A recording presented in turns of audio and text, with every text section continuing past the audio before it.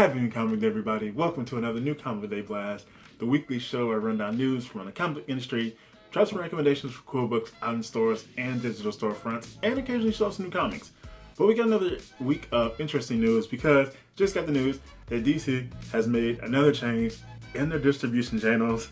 So now they just officially dropped UCS comic distribution, and they will be going solely through Lunar, at least with the US.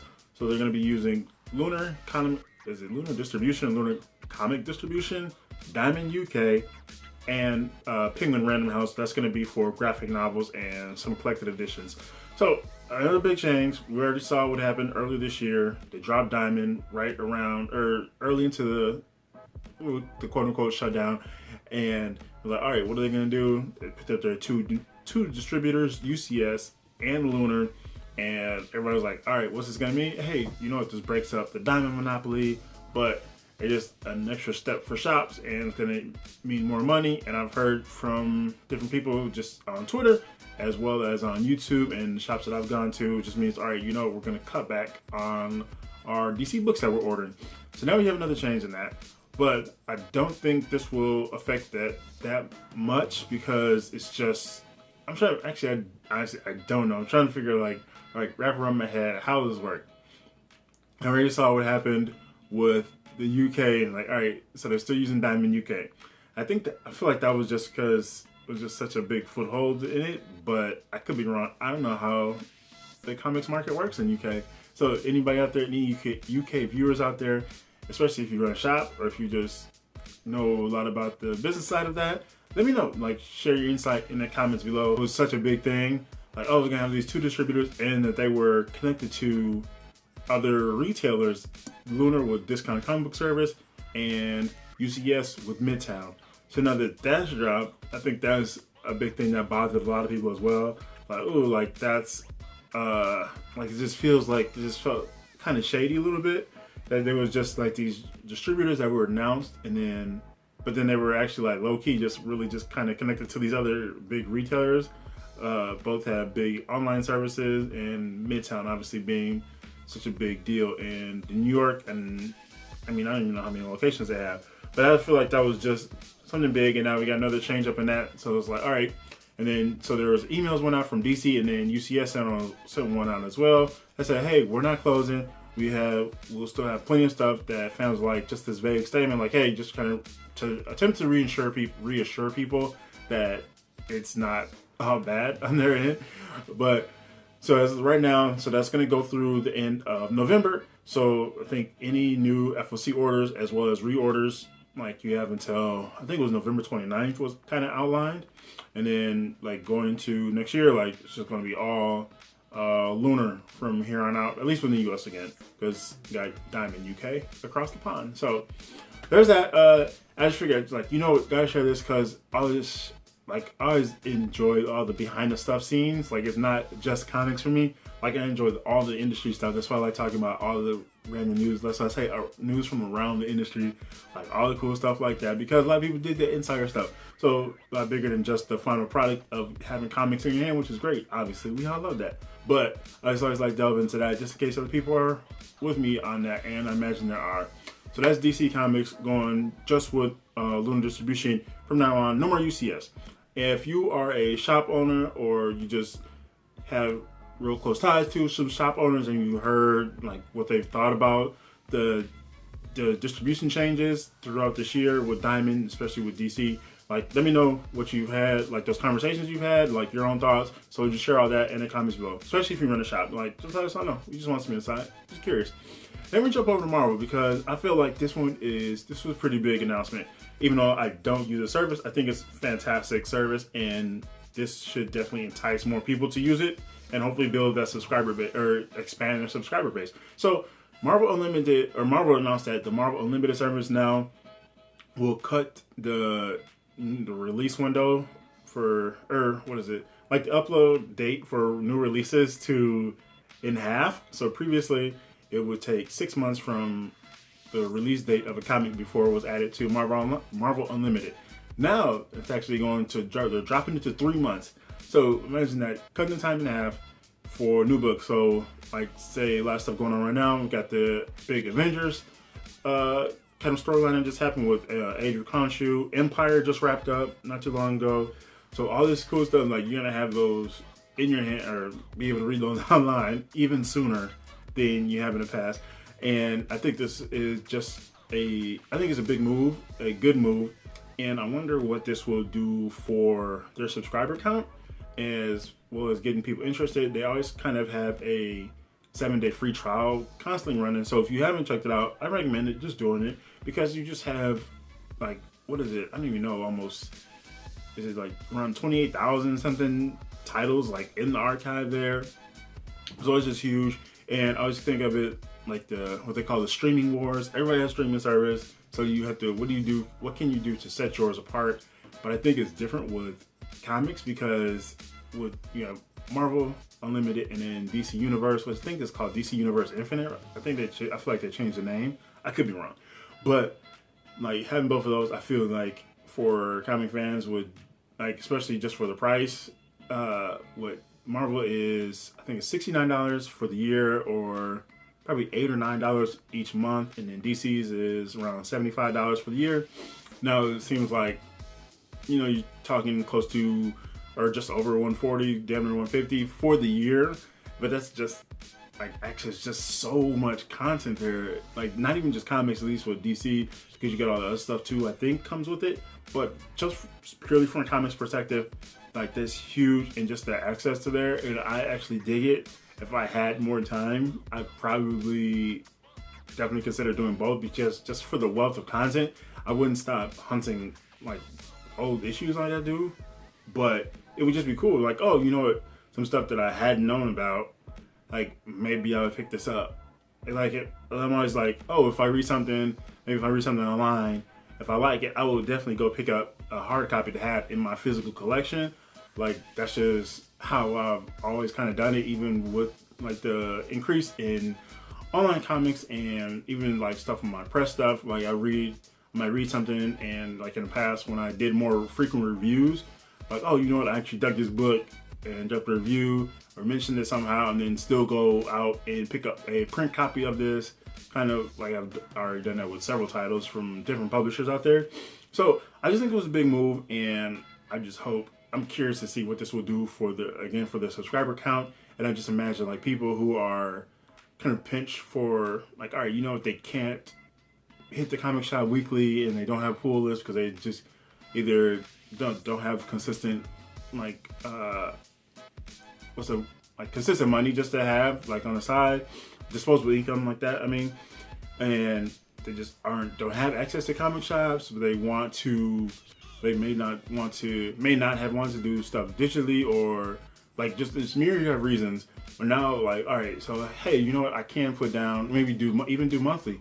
Like, you know what? I may not have whatever $77 right now to drop for the year, but I may have I may be able to drop 10, whatever it is, for like that monthly fee, and do it that way, even just for a short time. Like, you can still like get involved with the hobby, you can get involved with the conversation, because hey, you are reading some of the stuff, like, you know what, I'm interested in Batman, but I can't hit my comic shop, I don't have money for this stuff. Like, boom, you can go do this, and you have just a wealth of content in your access at your fingertips, whatever. And I also imagine it'd be cool because if people with younger siblings, cousins, or even just kids, like, hey, you guys can sit up with the tablet, like sit up on the couch, and you can read comics together. Like, that'd just be, I can just like foresee that, like, that'd be cool as hell to do. So that's just a big move in cutting that time window of like, don't have to wait so long to be part of that conversation. And even for people who may be falling behind, like, you know what, you can't keep up. If I'm not keeping up as much with the physical comics, let me just do, like, you're falling behind, let me just do this, and then I don't have to worry about like the extra money that you're spending if you're gonna read, if you're behind in reading anyway, and you don't care so much about the print versus digital side of it, and you just want to read, like, boom, there you go. Like, it's just less of a hassle for you there, and you don't have to worry about, especially if you worry about space. That's always an issue with comic collectors. Like, hey, you know what, I don't have like the space to store 5,000 comics, or however many, like, long boxes, short boxes, whatever containers you use to store stuff. boom, you got that. So it's like, all right, I can imagine that will edge a lot more people into comics and bring more people into comics, and then edge some people who are kind of on the fence, like, oh, what do I do? Like, boom, you know what? I'm cool with waiting, and I don't have the space, or for whatever reason, like, you know what? I can wait a few months, boom, and you can catch up all that cool stuff. So more power to them, and I hope it works for them, and just a big boost.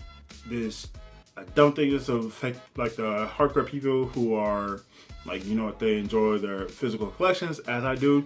It's just something else to have, like, that'd just be dope. Again, I'm always down for, like, I always redeem my Marvel digital copies because I use those. And like sometimes if I'm just out about and just messing around, I will look through my Marvel collection, and I have some DC ones as well.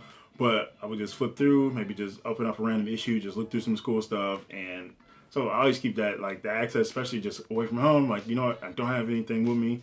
I don't have a comic book trade, or like even Wizard magazine, something comic related to look through, but I can do that and just have, again, just what, 20 something, almost 30,000 comics, old school comics at my fingertips. Like, that's just absolutely handy, and like handy entertainment. So this Marvel Unlimited dropping down 3 months release window time for new comics. So if you've been using Marvel Unlimited or even DC Universe, let me know what your thoughts are in the comments below. Like, what do you think of the services? How long have you been using them? How many books do you think you've read? What are some cool stuff that you've checked out that you probably wouldn't have had a chance to read before? Drop it in the comments below. Now, we can jump into recommendations because, as always, there's always some cool books. I always like to shout out some indie books out there because a lot of publishers out there doing cool stuff, doing some wild stuff. And one of the most wild things you can get into is Tank Girl.